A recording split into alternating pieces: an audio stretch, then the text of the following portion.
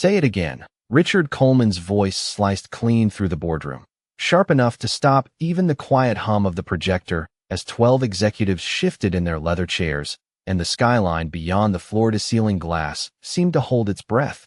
Ava Johnson stood at the far end of the polished table, her heels planted but her fingers tightening almost imperceptibly around a thin stack of printed reports, the paper edges pressing into her skin as if anchoring her in place. You slowed down a $20 million deal, Richard continued, stepping closer with measured precision, his cufflinks catching the overhead light in brief flashes. And you thought that was your moment to speak. A low ripple of restrained laughter passed through the room, not loud, not cruel, but enough to mark her as the outsider, the intern who didn't understand how things worked.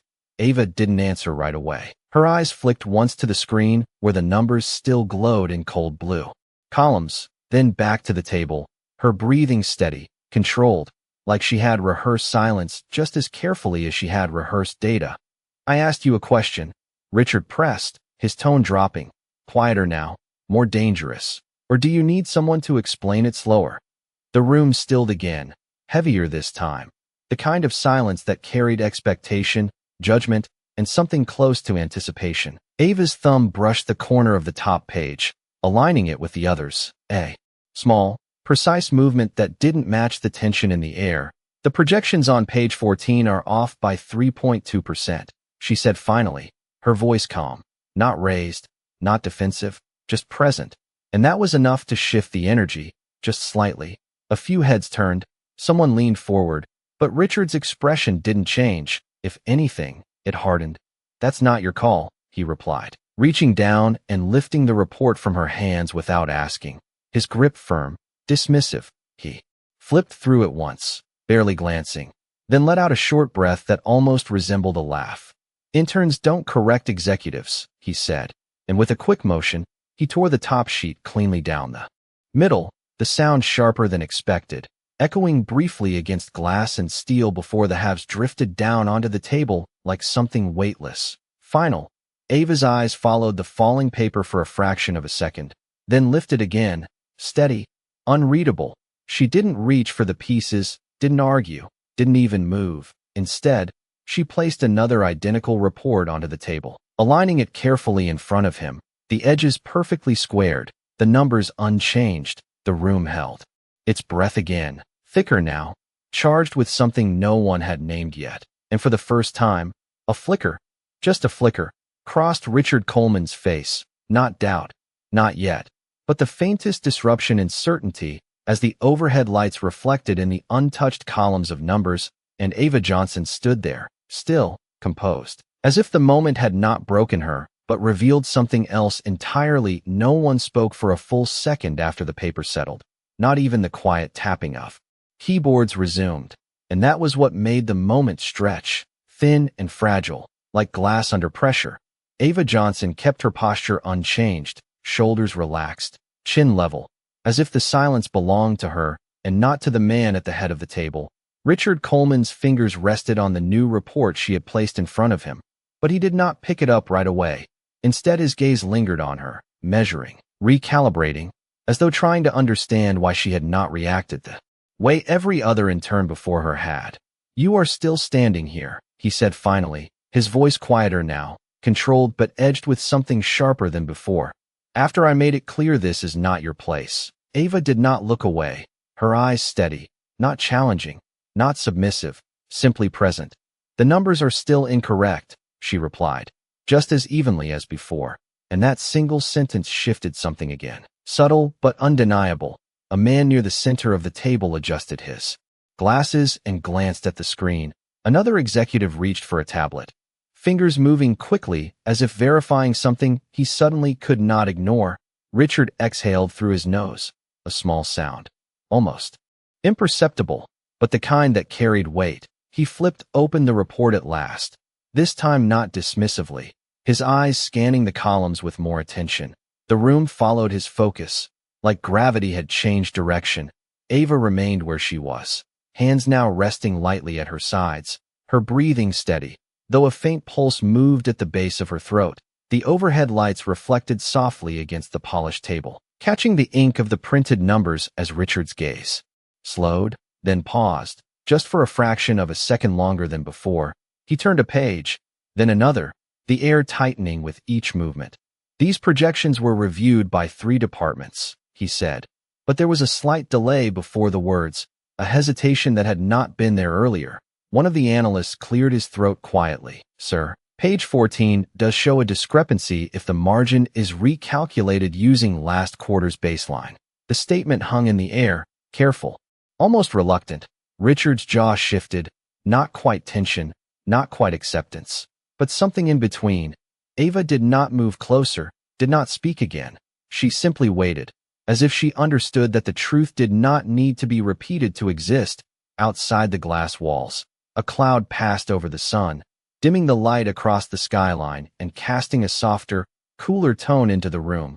Richard closed the report halfway, his fingers pressing against the edge, and for the first time since the meeting began, he did not look at Ava as an interruption, but as a variable he had not accounted for, the kind that changed outcomes, not loudly, not dramatically, but decisively. And yet before he could respond, before the shift could settle into something real, the sound of the door handle turning cut through the room, quiet but unmistakable, and every head turned as the door began to open, letting in a narrow line of brighter light from the hallway beyond. The door opened slowly, not rushed, not hesitant, just deliberate, and the line of light widened across the polished floor until it touched the edge of the table where the torn paper still rested. A man stepped inside, tall, composed, his presence quiet but immediately felt, the kind that did not need an introduction to command attention. His suit was simple, dark, perfectly fitted, but it was not the fabric that shifted the room. It was the way every senior executive straightened almost instinctively, the subtle exchange of glances that passed like a current. Richard Coleman turned fully now, his posture adjusting a fraction. We were not expecting, he began, but the man lifted a hand slightly, not to interrupt, but to pause the momentum of the room itself. His eyes moved across the table, taking in the open reports, the frozen expressions, the faint tension still hanging in the air like a storm that had not fully broken. Then his gaze landed on Ava Johnson, standing near the far end, still composed, still unmoving. And something in his expression changed, not dramatically, not enough for everyone to notice, but enough for those paying close attention to feel it. Recognition, quiet and immediate. Continue, he said, his voice even, measured, but carrying weight. Richard nodded once, though the rhythm of the meeting had already shifted. We were reviewing projections, he said, turning back to the table, his tone regaining structure, though not quite the same certainty. There was a minor interruption. The word hung there, carefully chosen, and for the first time, it did not land the way he intended. The man stepped further into the room, the soft click of his shoes against the floor echoing faintly in the silence. He did not take the seat offered at the head of the table. Instead, he remained standing, just off to the side, as if observing rather than participating, but the effect was the same. Every movement now felt seen. Richard picked up the report again, flipping to page 14 with more precision, his fingers no longer dismissive, his eyes scanning the figures with deliberate focus. As I was saying, he continued, though his voice carried a slight delay, the projections align with. He stopped, just for a moment, the smallest pause, but enough for the analyst across from him to shift in his chair, enough for the man by the door to tilt his head slightly, not questioning, not accusing, simply aware. Ava remained still, her attention not on Richard now, but on the table, on the numbers, as if the truth existed there regardless of who acknowledged it. Sir, the analyst spoke again, quieter this time, more careful. If we adjust the baseline to reflect last quarter's actuals, the margin shifts beyond acceptable variance. The words settled into the room like weight. Richard's jaw tightened almost imperceptibly, his thumb pressing against the edge of the paper, the overhead. Lights reflected in his cufflinks again, but the sharp confidence from earlier had softened, replaced by calculation. He turned another page, slower now, each movement deliberate, as if buying time he did not usually need. The man near the door took one more step forward, not enough to interrupt, just enough to close the distance slightly, his gaze still on Ava, not on the CEO, not on the executives, but on her. And in that quiet shift of attention, something unspoken began to form, something that had not yet revealed itself, but was already changing the shape of the room. And for the first time since the meeting began, Richard Coleman was no longer the only one defining what happened next. The air did not move, but everything in the room felt like it had shifted half an inch off balance. Richard Coleman lowered the report just slightly, not enough to admit uncertainty, but enough that the gesture no longer carried authority. His eyes flicked once toward the man standing near the door, then back to the numbers, recalculating, reassessing, searching for ground that no longer felt as solid as it had minutes ago. "We are not here to debate minor variances," he said, but the sentence landed softer than intended. As if it had lost weight before reaching the table, Ava Johnson did not respond, her posture unchanged, her silence no longer passive but deliberate, the kind that held space rather than filled it. The analyst across the table shifted again, more confidently this time, fingers tapping against his tablet. "It is not minor," he said, careful but firm. "It affects the risk exposure across all projected quarters." A murmur passed through the room, quieter than before, but different in tone, less dismissive, more attentive. Richard's grip tightened slightly on the edge of the paper, the faint crease forming beneath his thumb. He flipped the page back to the column Ava had referenced, his eyes moving slower now, tracing each figure as if seeing it for the first time. Outside the windows, the light brightened again as the cloud passed, casting sharper reflections across the table, the torn sheet still lying there like a reminder of a moment that could not be undone. The man by the door stepped forward once more, stopping just beside an empty chair but not sitting, his presence now closer, more defined. And with that proximity came a quiet pressure, not spoken, not enforced, but undeniable. Richard cleared his throat, a small, controlled sound.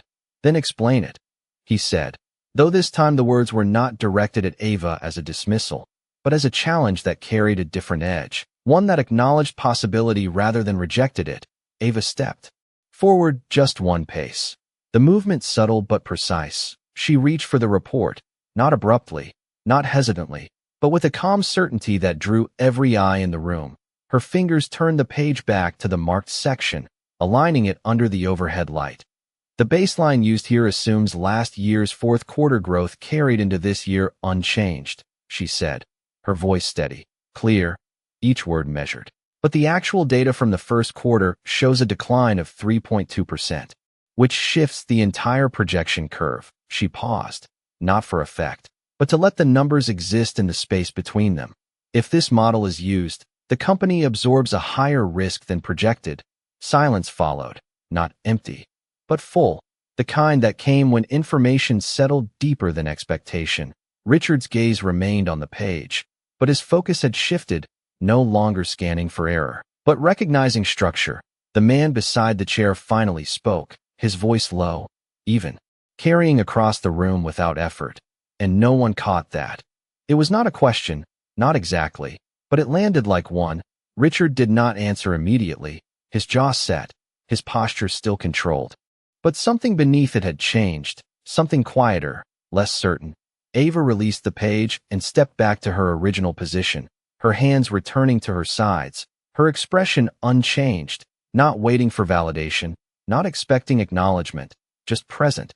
And in that stillness, the balance of the room tilted further, not dramatically, not all at once, but enough that everyone could feel it. The moment when authority begins to shift, not because it is taken, but because it is no longer unquestioned. The silence did not break. It deepened, settling into the kind of stillness that made every small movement feel louder than it should. Richard Coleman remained standing at the head of the table, the report still open in his hands. But now it looked different, not like a document he controlled, but one he was trying to keep up with. His eyes moved across the numbers again, slower this time, tracing the same path Ava had already seen, already understood, the faint crease in the paper beneath his thumb deepened as his grip tightened just enough to betray the shift beneath his composure. "This model was approved last week," he said, but the statement no longer carried finality. It sounded like something he was reminding himself of, rather than asserting to the room. No one responded immediately, not because they did not have thoughts, but because the weight of the moment had changed the rules of who spoke and when. The man standing near the chair stepped closer now, just enough that the light from the windows caught the edge of his face, revealing a calm expression, observant, unreadable, his attention still fixed on Ava Johnson, not with surprise, not with doubt, but with a quiet recognition that did not need to be explained. Approved does not mean correct, he said finally, his voice low, steady, and the words landed with more force than anything raised in volume could have achieved. Richard's jaw shifted, his posture straightening instinctively, but the confidence that once filled the space around him had thinned, replaced by something more careful, more measured. "We rely on teams for verification," Richard replied, though his tone had softened, the edges no longer sharp, the authority now shared with the silence rather than imposed upon it. Ava stood where she had returned, hands at her sides, her breathing even, her gaze steady. She did not look at the man who had spoken, did not seek acknowledgement. She simply existed within the truth she had already stated, and that, more than anything, held the room in place. One of the senior executives leaned forward slightly, fingers interlaced, eyes narrowing not in skepticism, but in focus. "If her correction stands, the risk exposure increases beyond our current projections," he said, choosing his words carefully, as if each one carried weight that could not be taken back. A quiet murmur followed, not laughter this time, not dismissal, but calculation, the kind that spreads when certainty begins to fracture. Richard closed the report slowly, the soft sound of paper aligning echoing faintly against the glass walls. He placed it down on the table with deliberate control, as if reclaiming space that had shifted beneath him. But the motion did not restore what had been lost, not entirely. His eyes lifted, not to the room, but toward Ava, and for a brief moment, something passed through them. Not apology, not yet, but the first recognition that the balance had changed, that the person he had reduced to an interruption now stood at the center of the conversation. The man near the chair took one final step forward, now fully within the circle of the table, his presence no longer peripheral but central, and with that step came a quiet finality, the kind that signals a turning point before it is spoken. "Before we proceed," he said, his voice calm, but carrying the kind of authority that did not need reinforcement, "I would like to understand why she was not already part of this discussion." The question settled into the room, heavier than anything before it, not because it was loud, but because it could not be ignored, and for the first time since the meeting began. Richard Coleman did not answer immediately, the silence stretching just long enough to reveal what had already begun to unravel. No one moved after the question landed, not because they did not hear it, but because every person in the room understood exactly what it meant, the kind of question that did not ask for information but revealed what had already been overlooked. Richard Coleman's fingers rested flat against the table now, no longer gripping the report, no longer controlling the space in front of him. His gaze lowered for a brief second, not in defeat, but in recalculation, the kind that happens when the structure you trusted begins to show cracks you cannot ignore. "She is an intern," he said. Finally, the words measured, controlled, but lacking the certainty they once carried. The man standing near the table did not respond immediately. His eyes remained on Ava Johnson, steady, patient, as if waiting for something more than a title. Ava did not shift under the attention. Her posture remained composed, her breathing even, the overhead lights catching the edge of her profile, highlighting the calm in her expression rather than tension. An intern who identified a structural flaw in a model that passed through multiple senior reviews, the man said after a moment, his tone unchanged, but the implications settling deeper into the room. A few executives exchanged glances, subtle but telling, the kind that acknowledged something without saying it aloud. Richard straightened slightly, reclaiming a fraction of his earlier posture. "We have processes in place," he replied, though the words felt procedural now, not definitive. The man gave a small nod, not agreement, not dismissal, simply acknowledgement. "And yet she saw what those processes did not," he said, the sentence landing without force, but carrying weight all the same. Ava's fingers moved slightly at her sides, not restless, just grounding, as if anchoring herself to the moment without needing to control it. The room remained quiet, But it was no longer the silence of anticipation, it was the silence of recognition, the kind that settles when something undeniable has been revealed. Outside the windows, the lights softened again, casting longer reflections across the table, stretching the lines of the room into something quieter, more reflective.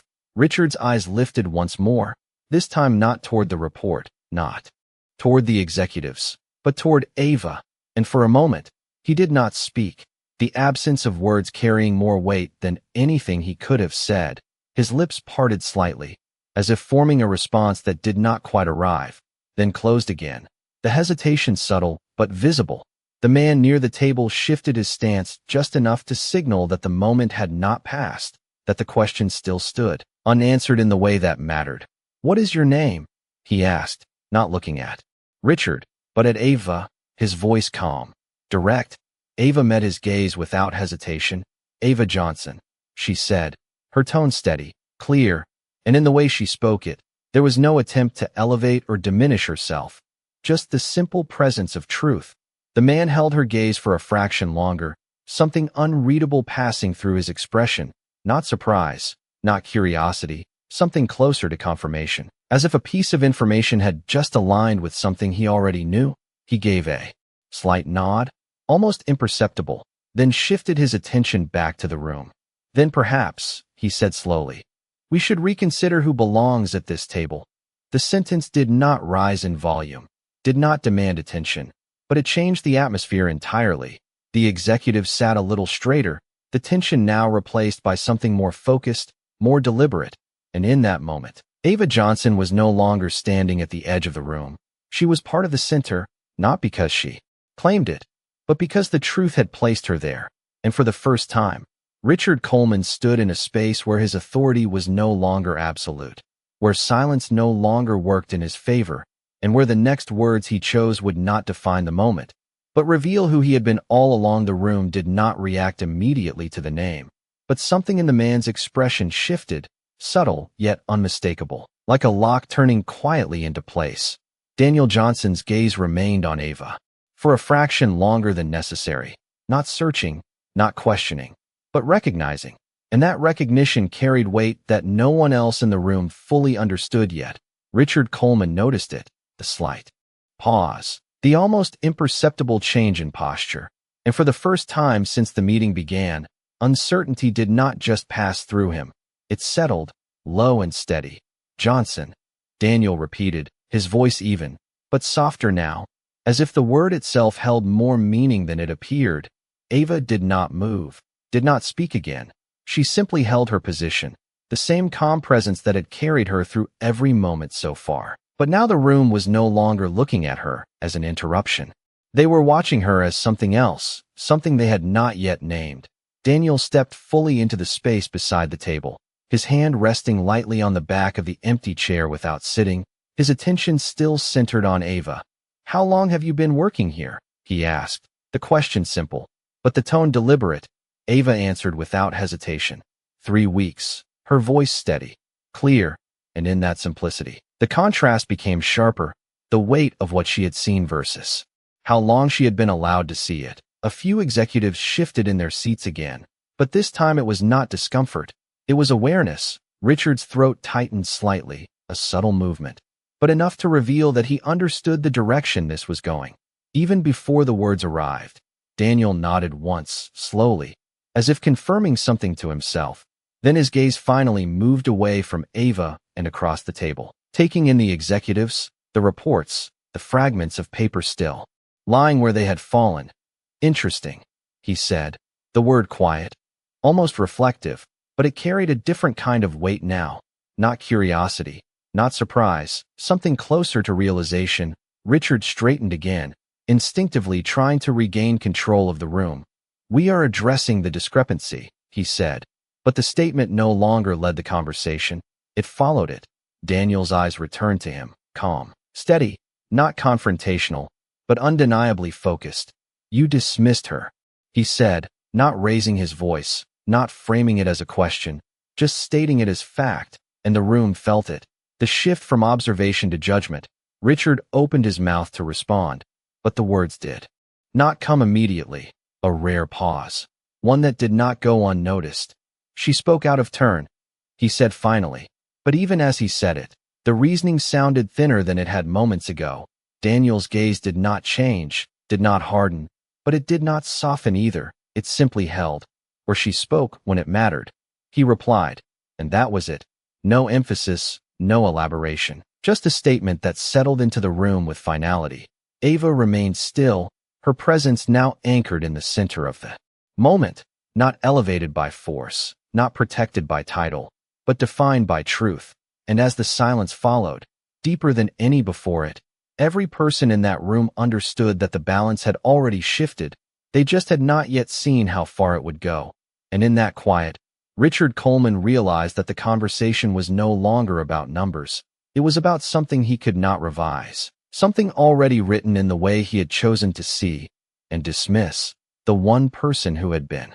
Right all along, the silence stretched longer this time, not fragile, not uncertain, but heavy with something that could not be undone. Richard Coleman stood at the head of the table, but the position no longer carried the same weight. His shoulders remained squared, his posture controlled, yet the stillness around him no longer followed his lead. It waited, and for the first time, it waited for someone else. Daniel Johnson did not raise his voice, did not step closer, but his presence filled the room in a way that made distance irrelevant. His gaze shifted once more to Ava, softer now, not with pity, not with protection, but with quiet acknowledgement, the kind that did not need to be explained. "You saw the flaw before anyone else," he said.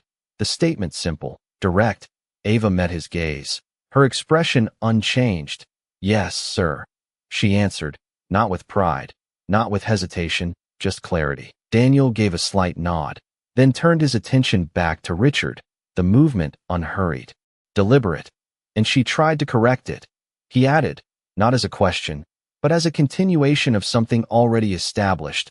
Richard inhaled slowly, the breath controlled, measured, but there was a faint delay. Before he spoke, she interrupted the process, he said, though the words sounded more like an explanation than a defense now.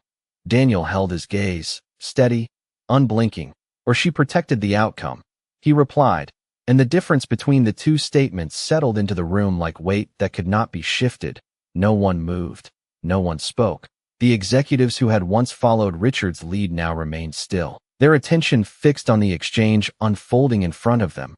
Ava stood where she had always been, not stepping forward, not stepping back, her presence grounded, unwavering. And in that stillness, the contrast became undeniable.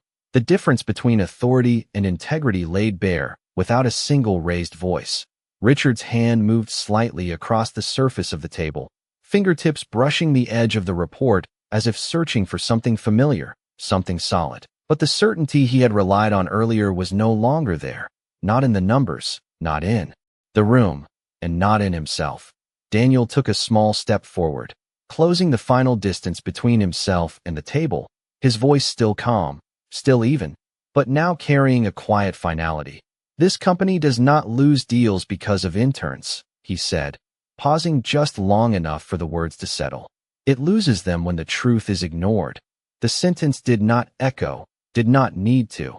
It remained in the air, steady, undeniable. Richard's gaze lowered for a brief moment, not in defeat, but in recognition, the kind that arrives too late to change what has already been revealed. When he looked up again, it was not at the executives, not at the reports, but at Ava, and for the first time, there was no dismissal in his eyes, no impatience, only the quiet understanding that the moment had shifted beyond his control. His lips parted slightly, the beginning of something unformed, then closed again, the hesitation speaking louder than any words could have. Ava did not respond, did not move. She simply held his gaze for a fraction of a second, then let it go, not in defiance, not in forgiveness, just in completion, as if the moment no longer belonged to either of them. And in that quiet release, the room settled into a new balance, one where power no longer defined truth, but truth, once seen, quietly redefined everything else. No one spoke after that, not because there was nothing left to say, but because everything that mattered had already been revealed. The room no longer carried tension, It carried understanding, the kind that settles quietly and refuses to leave. Ava Johnson stood for a moment longer, not waiting, not expecting, just allowing the silence to complete itself. Then she reached for the edge of the table, gathering the remaining copies of her report with careful precision, aligning the pages the same way she had when no one was listening, her fingers steady, unhurried, as if the outcome had never depended on recognition. Across from her, Richard Coleman watched, his posture still composed. But the distance between who he had been at the start of the meeting and who he stood as now was impossible to ignore. His gaze followed her movements, not with authority, not with expectation, but with something quieter, something closer to reflection, as if he were seeing the moment from outside himself for the first time. Ava did not look back at him. She simply turned, her steps measured, the soft sound of her heels against the polished floor echoing faintly in the stillness, each step carrying her further from the center of the table, but not from the impact she had left behind. Daniel Johnson remained where he stood, his eyes following her. Briefly, a subtle shift in his expression that no one else fully understood, then returning to the room, his presence unchanged, steady, grounded. The executives remained seated, but their posture had shifted, their attention no longer fixed on hierarchy, but on the space Ava had occupied moments before, as if something essential had been revealed there and could not be ignored. Richard's hand moved slightly on the table, fingertips brushing the surface where the torn page had once fallen, now cleared, but not forgotten. He opened his mouth, the instinct to speak still there, still familiar, but the words did not come, not because he could not find them, but because he understood they would not restore what had been lost. Ava reached the door, her hand resting lightly on the handle, the cool metal reflecting a thin line of light across her fingers. She paused for the briefest moment,